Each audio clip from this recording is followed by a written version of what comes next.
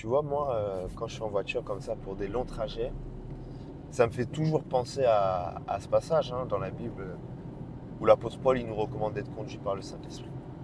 Et je trouve que c'est super riche parce qu'en fait, c'est une comparaison pour nous qui a beaucoup de sens aujourd'hui.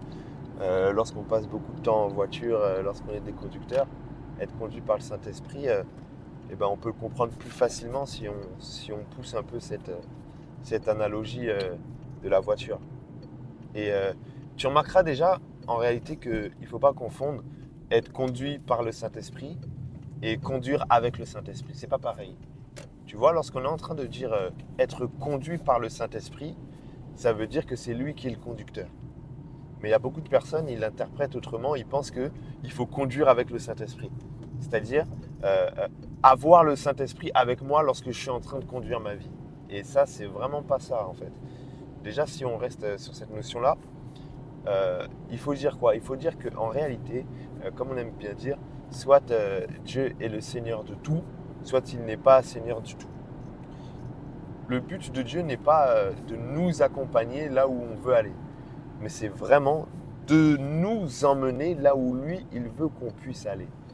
Et quand on parle de ça, c'est-à-dire qu'être conduit par le Saint-Esprit, c'est pas euh, je fais ma vie, je fais mes projets, j'ai mes ambitions, j'ai mes désirs, j'ai ma trajectoire, j'ai mes objectifs, et puis je prie que Dieu puisse me bénir dans ce que je fais. C'est pas d'abord ça. Parce que tu peux avoir beaucoup de projets et demander à Dieu d'entrer dans ces projets, mais ces projets, ce n'est pas forcément ce qu'il avait prévu pour toi. Quand on parle d'être conduit par le Saint-Esprit, en fait, on est en train de sous-entendre que c'est lui qui est vraiment à l'initiative de la direction qu'on est en train de prendre. Et quand tu lis la Bible, tu vois que par exemple, Dieu lui-même, il dit je connais les projets que j'ai formés sur vous. Projets de paix et non de malheur pour vous donner un avenir et de l'espérance. Tu comprends quoi? Tu comprends que Dieu lui-même a des projets pour nous. Et il faut vraiment, quand on parle de ça, comprendre qu'il ne s'agit pas d'abord euh, d'un Dieu qui bénit nos projets, mais d'un Dieu qui façonne des projets et qui nous les présente et qui nous emmène en fait dans ces projets-là.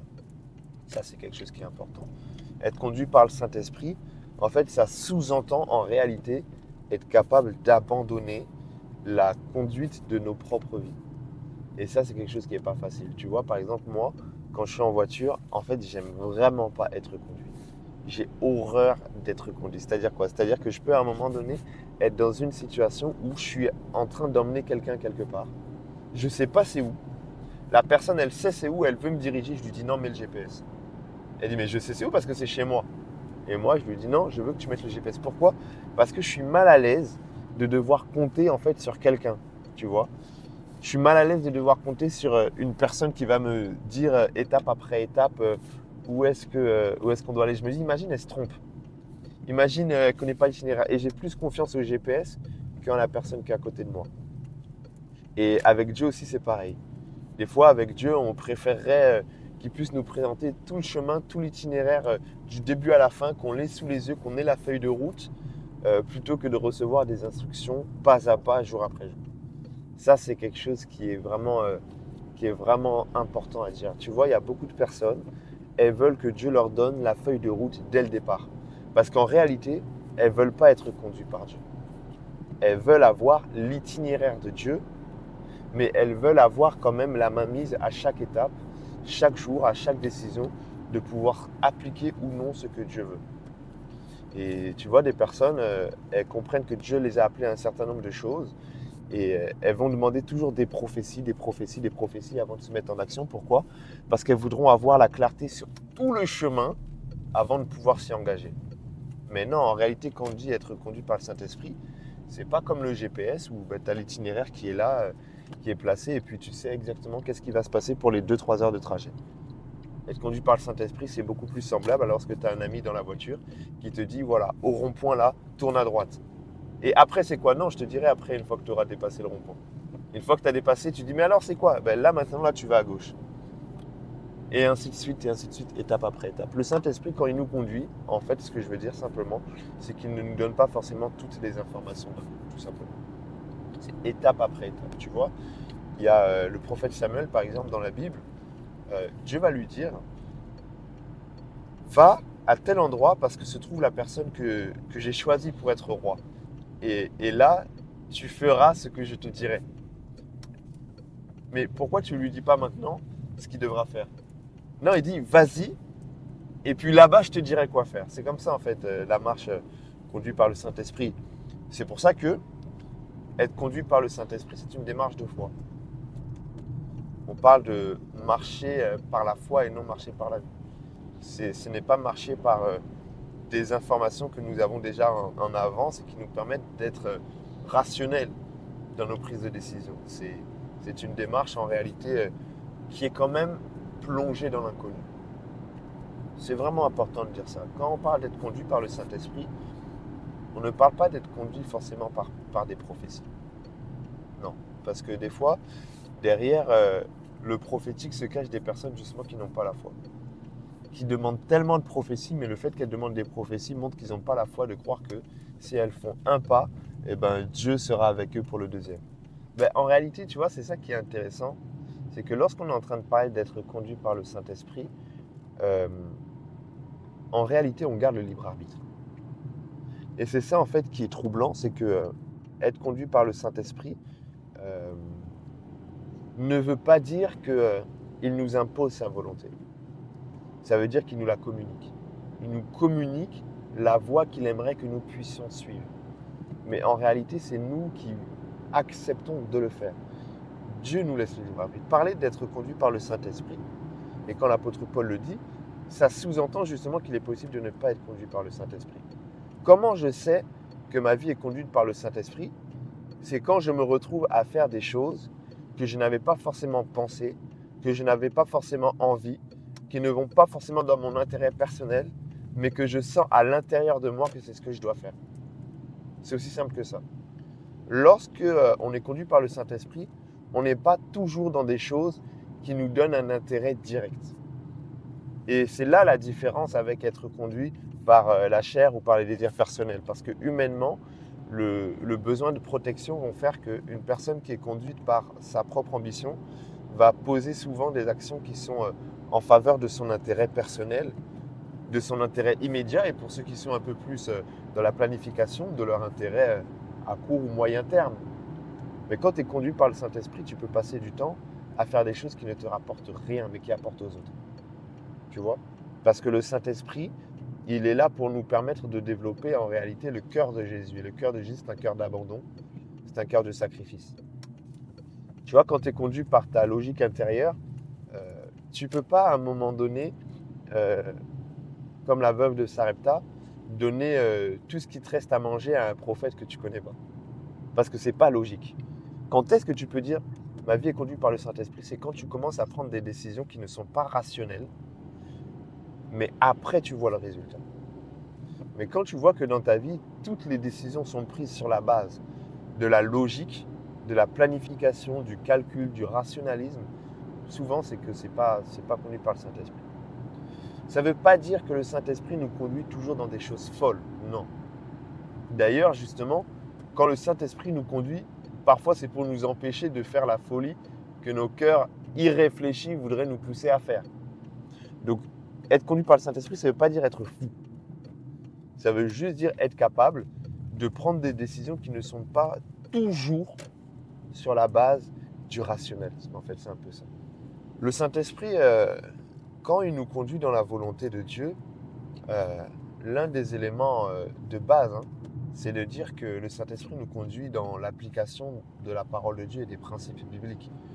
Parce que lorsque Jésus il annonce la venue du Saint-Esprit, il précise qu'il ne parlera pas de lui-même. Tu vois, le Saint-Esprit ne parle pas de lui-même. Mais quand il nous parle, quand il nous conduit, quand il nous oriente, ça reste sur une base de référence qu'est la Bible, la parole de Dieu. La pensée de Dieu qui nous est communiquée par les Écritures. Lorsqu'on est conduit par le Saint-Esprit, en fait, on se retrouve à appliquer la Bible et les principes de la Bible. Les principes de foi, les principes de sacrifice, les principes d'obéissance, les principes de pardon. Quand on est conduit par le Saint-Esprit, en réalité, on se retrouve à appliquer la Bible, parfois sans même connaître le verset.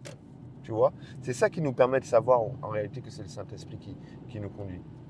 Le Saint-Esprit connaît la parole de Dieu plus que nous et peut nous conduire dans la parole de Dieu, alors que nous n'avons même pas conscience que ce qu'on est en train de faire, c'est exactement ce que la Bible avait recommandé dans telle situation ou dans tel passage. Parler d'être conduit par le Saint-Esprit, c'est parler en fait de l'omniscience de Dieu. Tu vois, l'omniscience de Dieu, c'est-à-dire que Dieu connaît toutes choses.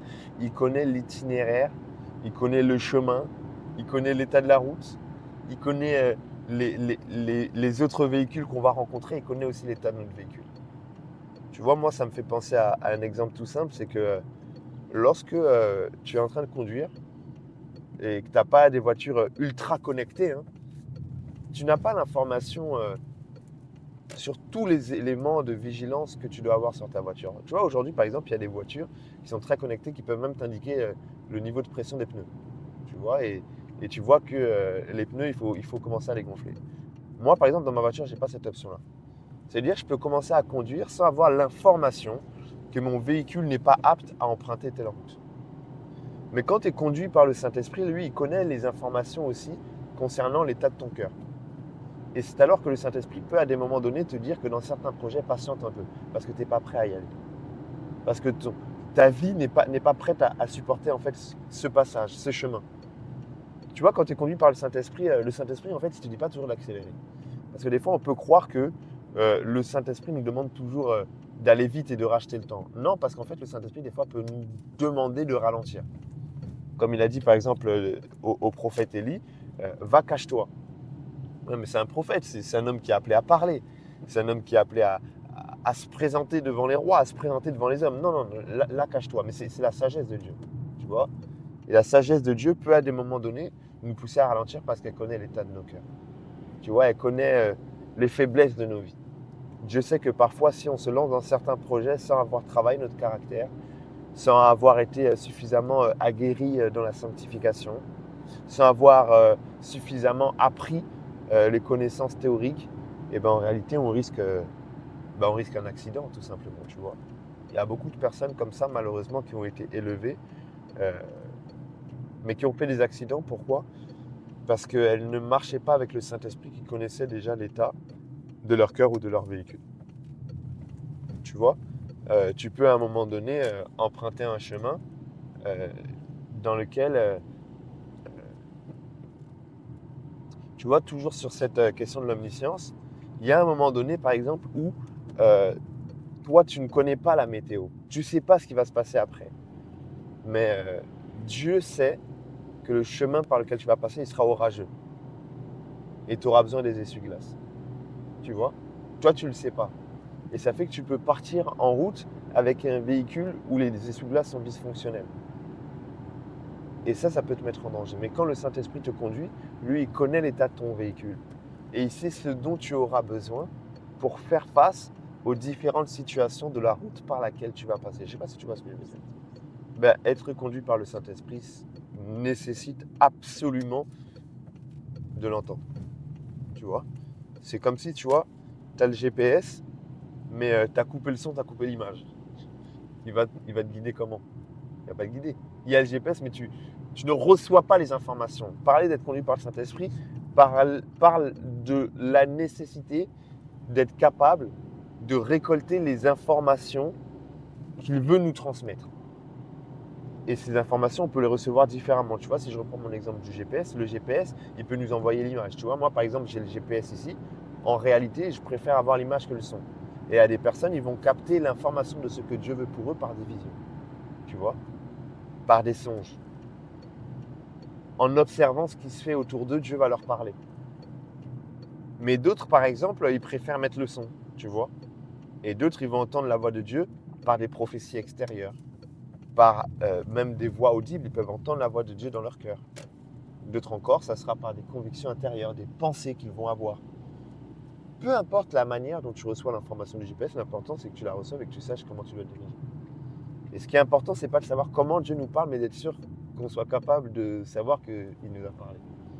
Après, que ce soit des prophéties, des songes, des visions, des convictions, par la parole écrite, peu importe. Mais il faut être sûr de savoir que Dieu nous parle. Et ça, c'est indispensable. Tu vois, tu ne peux pas être conduit par le Saint-Esprit si tu ne l'entends pas. Si tu ne comprends pas ce qu'il te dit. Ça n'existe pas. C'est pas possible. Alors, être conduit par le Saint-Esprit, c'est pas juste dire Saint-Esprit conduis-moi. C'est le dire, mais c'est aussi développer les habiletés prophétiques et faire tout pour que ton esprit soit constamment apte à recevoir les informations du Saint-Esprit. Alors que quand tu veux bien entendre le GPS, par exemple, des fois, il faut que les gens qui sont dans la voiture, ils arrêtent de trop parler. Tu vois, il y a des fois, les personnes, ils parlent trop dans la voiture, tu n'entends même pas ce que le GPS dit. C'est pareil, des fois, si tu veux être bien conduit par le Saint-Esprit, tu dois être capable de calmer les différentes pensées qui sont dans ton cœur. Des fois, tu es attaqué par beaucoup de pensées, par beaucoup de problématiques, par beaucoup de choses qui sont dans ton cœur, dans ton âme, des soucis, des inquiétudes et des projets. Et toutes ces voix à l'intérieur de toi-même, et même les voix du diable, de la culpabilité, le regard des autres qui restent à l'intérieur de toi, et ben, les paroles de jugement, les paroles de mépris, les critiques, ça reste dans ta tête, ça reste dans ta tête. Au final, tu n'es pas capable d'entendre la pensée de Dieu parce qu'il y a trop de voix. Et des fois, quand tu es en train de conduire, il faut demander aux gens autour de toi de se calmer, tu vois. Ou encore, il peut arriver que moi, ça m'arrive parfois où je peux partager le téléphone avec mon épouse dans la voiture. Et du coup, elle peut être sur le téléphone et en même temps sur le GPS. Mais là, c'est un moment où il y a beaucoup d'intersections, il y a beaucoup d'informations à avoir parce qu'on arrive sur Paris et tu vois, Paris, c'est compliqué. Alors je lui dis non, s'il te plaît, là vraiment, laisse que le GPS. Parce qu'il faut que je sois focalisé sur le visuel en fait de l'itinéraire. Et c'est pareil, il y a des fois où on doit arrêter de regarder en fait partout pour ne regarder qu'à la vision que Dieu nous a donnée. Tu vois, c'est pas mal d'ouvrir les yeux sur ce qui se fait autour de nous. C'est pas mal de regarder ce que les autres font dans l'œuvre de Dieu. Ce n'est pas mal de prendre exemple sur des personnes qui réussissent dans le domaine dans lequel je veux réussir. Mais parfois, on est en fait dans trop d'informations visuelles autres que celles que Dieu veut. Tu vois ce que je veux dire? Et tu peux être face à une situation à un moment donné où, euh, je te donne l'exemple d'une personne qui veut créer une entreprise et en fait, elle va regarder les business plans de 50 autres entreprises et elle va aller à la rencontre de 50 autres entrepreneurs. C'est pas mal, mais à un moment donné, il faut essayer d'enlever toutes les autres sources d'informations pour se concentrer sur moi, mon chemin, mon itinéraire et ce que je dois faire. C'est très important, c'est très important. Et tu vois, quand on parle des voitures ultra connectées, elles peuvent te donner des informations sur l'état du véhicule, sur l'état de la route, mais même carrément sur les autres usagers et les autres personnes qui sont sur la chaussée. Et ça, c'est quelque chose qui est extraordinaire. Tu vois, maintenant, tu as des voitures où, dans ton rétroviseur, tu peux même avoir une alerte s'il y a une voiture qui passe trop près de toi. Ça, c'est extraordinaire. Et bien, ça veut dire quoi? Ça veut dire que quand tu veux très très bien conduire et te retrouver à l'itinéraire, tu dois quand même prendre en compte et en considération en fait les autres personnes qui sont là. Parce qu'il y a des personnes qui peuvent te causer aussi des dangers. Et quand tu n'es pas conduit par le Saint-Esprit, tu n'as pas ces informations. Tu vois, tu es comme une ancienne voiture qui n'a que quelques informations à sa disposition. Mais quand tu es conduit par le Saint-Esprit, qui est omniscient, qui connaît toutes choses, eh ben, il connaît même la trajectoire des personnes qui sont autour de toi. Et il peut te dire, ah, là, il y a quelqu'un qui est en train de se rapprocher de toi, mais c'est avec des mauvaises intentions. Parce que quand tu marches dans la vie, il faut savoir que toute personne qui se rapproche de toi, ce n'est pas toujours des bonnes intentions. De la même manière que quand tu es en train de conduire, il y a des véhicules qui te collent de trop près, qui causent un danger pour toi. Il y a des personnes qui cherchent à te connaître un peu trop. Il y a des personnes qui cherchent à en savoir un peu trop sur ta vie. Il y a des personnes qui veulent être un peu trop dans ton proche d'amis, dans ton cercle d'amitié. Il y a des personnes qui veulent entrer dans des relations amoureuses avec toi. Il y a des personnes qui veulent être beaucoup trop proches. Et bien, ça peut causer un danger aussi en réalité. Tu vois? Donc le Saint-Esprit, il connaît en réalité la trajectoire des autres véhicules, des autres usagers. Et il est capable aussi bien de te dire, attention, cette personne-là, elle se rapproche un peu trop, c'est pas une bonne chose. Mais elle est capable aussi de te dire, attends, toi, tu es en train de coller un peu de trop près à quelqu'un. Tu vois? Il y a des voitures, elles ont même un système où, en fait, si tu es en train d'avancer et il y a par exemple des piétons qui traversent ta route, et ben ça ralentit et ça se calme. Et des fois, le Saint-Esprit aussi peut te mettre des arrêts. Il peut te mettre des stops lorsque tu te rapproches un peu trop de quelqu'un. Tu vois, te rapprocher un peu trop de quelqu'un, ça peut être par exemple quelqu'un que tu cherches à imiter. Tu cherches à être vraiment comme elle, à te rapprocher jusqu'à à te confondre avec elle. Et le Saint-Esprit te dit non, je ne t'ai pas demandé d'être elle, je t'ai demandé d'être toi-même. Tu vois? Ici, on parle par exemple du fait que lorsque tu es conduit par le Saint-Esprit peut aussi à un moment donné te dire que ton attitude vis-à-vis de quelqu'un, elle est mauvaise. Tu vois. Euh, les informations du véhicule ultra connecté vont te permettre d'éviter de cogner un autre véhicule. Et parfois, dans nos vies, on veut aller tellement vite, on est tellement pressé, on est focalisé sur notre guidon, on ne regarde pas ce qui se passe, on ne se rend pas compte qu'on blesse les gens. Tu ne peux pas me dire que tu es conduit par le Saint-Esprit et tout ce que tu fais, ça blesse les gens. C'est pas possible. Il y a bien sûr des gens qui vont être ultra sensibles, je ne parle pas de ce point-là. Mais il y a des fois où les personnes se disent conduites par le Saint-Esprit, se disent en train de faire l'œuvre de Dieu, mais en fait, elles blessent les gens, elles blessent les gens, elles blessent les gens. Moi, ça m'est arrivé aussi dans mon parcours dans le service pour Dieu, à des positions de leadership, des fois de blesser les gens. Et moi, je pensais que non, c'est parce qu'on fait la mission, c'est parce qu'on fait l'œuvre de Dieu. Et après, avec le recul, je me rends compte que c'était juste un manque de sagesse. Mais si j'écoutais Dieu déjà dès le départ, j'aurais compris que là, dans ma vitesse, je suis en train de prendre le risque de percuter tout le monde et c'est pas ça le but. C'est très important. Quand tu es conduit par le Saint-Esprit, tu n'es pas un danger pour les autres et les autres ne sont pas des dangers pour toi. Parce qu'en fait, tu peux esquiver. Tu vois, non seulement toi, tu n'es pas en danger pour les autres parce que tu arrives à bien gérer ton véhicule et tu sais très bien ce qu'il faut faire, ce qu'il ne faut pas faire, mais tu arrives aussi à prendre en considération l'attitude des autres usagers et à ne pas être en réalité affecté par les conduites dangereuses des autres personnes. Tu vois, quand quelqu'un est toujours en train de subir euh, les, les dangers des autres, c'est qu'elle n'est pas conduite par le Saint-Esprit. Tu vois ce que je veux dire? Toujours en train de subir les dangers des autres. Tu vois, c'est des personnes qui sont dans des familles où les gens peut-être n'accordent pas beaucoup d'importance au poids des mots et ils peuvent des fois très mal parler, avoir des paroles critiques, avoir des paroles blessantes, des paroles dévalorisantes. Et tu vois, il y a des personnes qui sont toujours blessées par les autres, toujours blessées par les autres. Chacun fait sa vie, eux ils sont toujours en train de se faire percuter. Toujours en train de se faire percuter. À un moment donné, c'est que tu n'es pas conduit par le Saint-Esprit. Parce que le Saint-Esprit, il t'apprend vraiment à esquiver. Il t'apprend à te dire attention, attention, telle personne elle se rapproche de toi. Attention, il y a une parole qui va être dangereuse, protège ton cœur. Attention, garde ton cœur. Attention, là, va prier parce qu'il ne faut pas que tu puisses rester avec cette émotion-là. Ça, c'est quelque chose qui est très important. Ouais, le Saint-Esprit, c'est un GPS, c'est le radar de recul, c'est une source d'information capitale dans la destinée en tout cas. Une source d'information capitale dans la destinée. On a besoin d'être conduit par le Saint-Esprit. Alors, il y a des personnes, en réalité, elles me surprendront toujours, elles sont même plus malines que le GPS.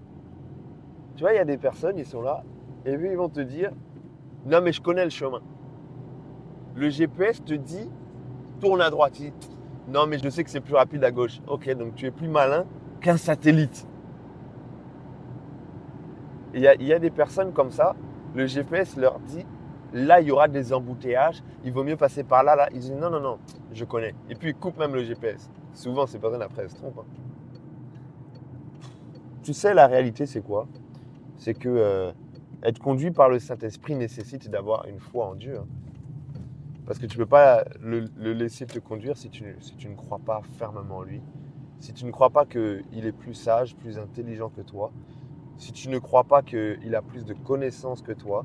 Si tu ne crois pas qu'il connaît mieux le monde et l'environnement que toi, tu ne seras pas bien conduit par le Saint-Esprit. C'est-à-dire que moi, il m'est arrivé aussi des fois dans la vie de ne pas m'engager à fond dans la voie que Dieu avait prévue pour moi. Et en fait, quand tu creuses et tu creuses et tu creuses, tu remarques que c'était simplement un problème de foi. Je ne connaissais pas Dieu. Et du coup, ça fait que je n'avais pas compris combien le plan de Dieu était parfait et combien le plan de Dieu était meilleur que tout ce que je pouvais penser ou imaginer. Tu vois ça avec, par exemple, Moïse. Moïse, à un moment donné, Dieu lui présente une voie, Dieu lui présente un chemin. Via le buisson ardent, il comprend l'appel qu'il avait dans sa vie. Mais il va commencer à présenter beaucoup d'arguments. Et ces arguments révèlent qu'en réalité, il n'était pas conscient de qui était Dieu. À un moment donné, il va même dire, oui, mais moi je suis bègue, je ne peux pas être prophète. Je dis, mais c'est moi qui ai écrit la bouche, en fait. C'est-à-dire que le monsieur n'avait pas la foi de ce que Dieu était capable de faire. Ben, tu m'étonnes qu'il ne soit pas capable de s'engager dans ce chemin-là. Tu vois, tu ne peux pas t'engager dans le chemin de Dieu si tu ne crois pas en Dieu. Être conduit par le Saint-Esprit, c'est l'exercice de celles et de ceux qui savent que Dieu peut tout, qui savent que Dieu sait tout et qui savent que Dieu est un meilleur conducteur que eux-mêmes. Si tu ne crois pas en ça, tu ne pourras pas choisir l'itinéraire que Dieu te propose lorsque toi, tu avais prévu autre chose. Quand toi, tu as prévu A, mais que Dieu te dit B, tu n'empruntes le chemin de Dieu que lorsque tu es pleinement convaincu que le chemin de Dieu est meilleur, tu vois. Donc tu vois que, en fait, parler d'être conduit par le Saint-Esprit, c'est un exercice qui fait appel à plusieurs domaines de la spiritualité. C'est pour ça que c'est un exercice qui n'est pas facile. C'est pour ça que beaucoup n'arrivent pas à être conduits au quotidien par le Saint-Esprit. C'est parce que c'est un exercice qui fait écho en fait à plusieurs sciences spirituelles en même temps. Ça fait écho à la foi, ça fait écho au prophétique, ça fait écho à beaucoup de choses, tu vois. Tu vois, quand on parle d'être conduit par le Saint-Esprit, on est en train de parler d'une démarche qui se veut être quotidienne, régulière en fait. Tu vois, à l'époque où il n'y avait pas les GPS, les gens, ils avaient les plans. Tu vois, je sais pas si tu as déjà vu ça. Les gens, ils avaient des grands plans. Et ce qu'ils font, c'est qu'ils essayaient de mémoriser en fait le trajet avant de prendre la route. Mais le problème, c'est quoi? Le problème, c'est qu'à ce moment-là, ils ne sont pas informés des nouveautés qu'il peut y avoir sur le trajet. Et si à un moment donné, il y a une voie qui est coupée, qui est en travaux, et ben là, ils sont cuits. Ils ne peuvent plus rien faire. Ils doivent s'arrêter et à nouveau reprendre le plan et dire alors on est où et on va prendre un itinéraire. Tu vois, ça c'est l'image des personnes. Ils cherchent Dieu mais que par saison. Ils peuvent te faire une semaine de jeûne et prière pour chercher la volonté de Dieu. À partir du moment où ils ont 2-3 orientations, ils se déconnectent de Dieu et puis ils partent. Et puis c'est quand ils vont rencontrer un accident sur la route, une voie qui est bouchée, une zone de travaux, c'est là ils vont se rendre compte qu'ils sont à l'arrêt, qu'ils sont bloqués. Et ils vont se remettre à chercher Dieu et à chercher Dieu pour savoir quel est le nouvel itinéraire. Mais autant rester connecté avec Dieu tout le long du chemin. Comme ça, tu anticipes les différentes difficultés que tu pourras rencontrer et tu n'attends pas d'être face à un problème, face à une voie bouchée, face à une intersection qui est en travaux, qui est en chantier, pour devoir à nouveau comprendre qu'est-ce que tu dois faire. Chercher Dieu, c'est une démarche continuelle. C'est une démarche quotidienne. Être conduit par le Saint-Esprit, c'est une démarche quotidienne. Sinon, en réalité, tu es semblable à quelqu'un qui a son plan, il regarde et puis après, il avance et puis il a même oublié ce qu'il fallait faire et puis il est face à un problème et puis… Non, autant être connecté avec Dieu, tu vois. Quand on met le GPS, aujourd'hui, on le met pour tout le trajet. Et puis, il y a des séquences en réalité qu'on connaît un peu, donc on n'aura pas besoin de regarder tout le temps, mais on sait que on reçoit les alertes. S'il y a un imprévu sur le chemin, ça se trouve, il est à 3 km, mais voilà, on sait et puis on est capable d'ajuster.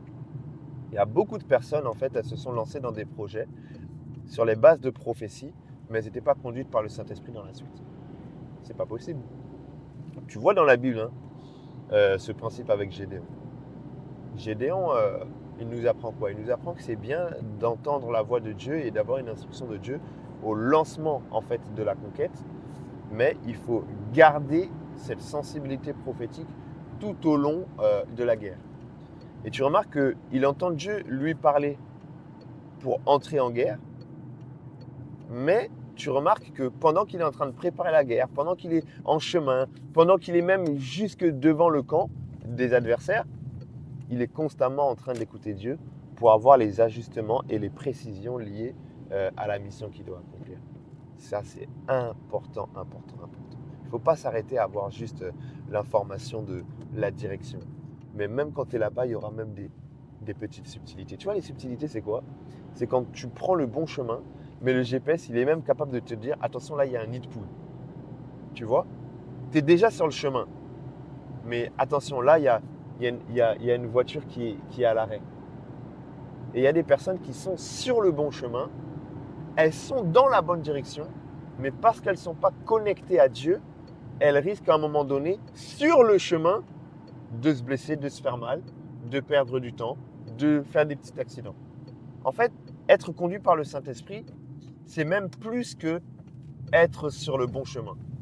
C'est être sur le bon chemin, mais sur ce chemin, être capable de prêter attention à tous les détails qui peuvent à un moment donné me déstabiliser. Parce qu'il y a des personnes qui sont sur le chemin de Dieu, mais qui sont déstabilisées par beaucoup de choses. Quand tu es conduit par le Saint-Esprit, non seulement tu es sur le chemin de Dieu, mais tu n'es pas déstabilisé par les petits points de détail qui peuvent être sur le chemin. Et ça, c'est quelque chose qui te procure la paix. Parce que lorsque tu es en train de marcher avec le Saint-Esprit et que tu as ces informations sur des points de vigilance et des points de détail, tu as la paix. Contrairement à d'autres personnes qui sont sur le bon chemin, mais qui sont victimes de tous ces petits détails, des nids de poules, des clous sur la route, des véhicules qui sont à l'arrêt, ils doivent se déporter à la dernière minute. Et au final, ils sont en stress, ils sont en panique parce qu'ils ont des informations qui arrivent en retard au dernier moment et puis ils doivent commencer à esquiver un naviguer à vue. C'est important d'être conduit par le Saint-Esprit vraiment au quotidien, étape après étape. C'est pour ça que l'apôtre Paul, il parle en fait de la communion avec le Saint-Esprit. Lorsqu'on est en train de parler de la communion avec le Saint-Esprit, on parle de beaucoup de choses, mais on parle notamment en fait d'une relation, mais qui se veut aussi être constante et être durable. Tu vois, on ne parle pas de la rencontre avec le Saint-Esprit, on parle de la communion avec le Saint-Esprit. Tu vois, on ne rencontre pas le Saint-Esprit, on vit avec lui au quotidien. Tu vois, on vit avec lui au quotidien.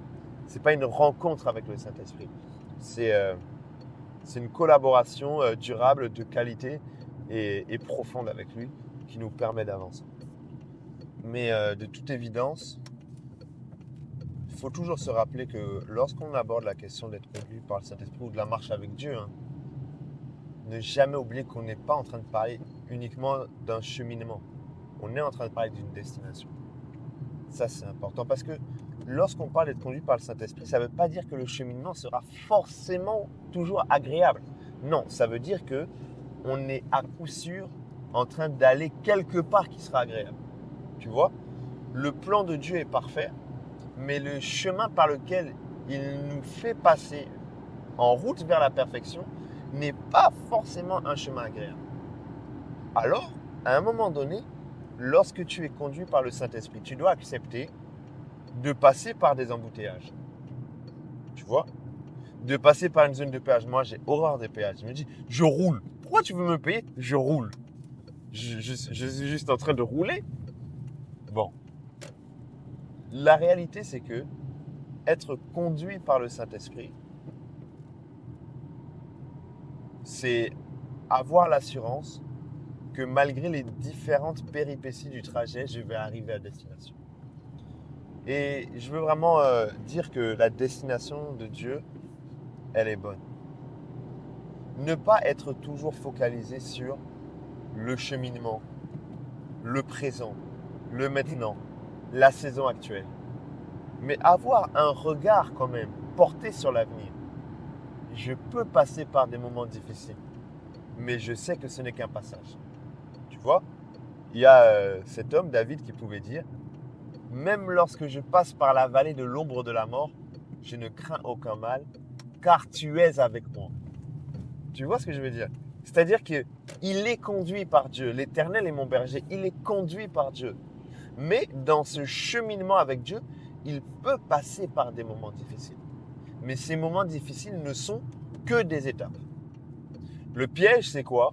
C'est qu'il y a certaines personnes qui, lorsqu'elles passent par la vallée de l'ombre de la mort, elles commencent à se dire, si je passe par là, c'est que Dieu n'est pas avec moi.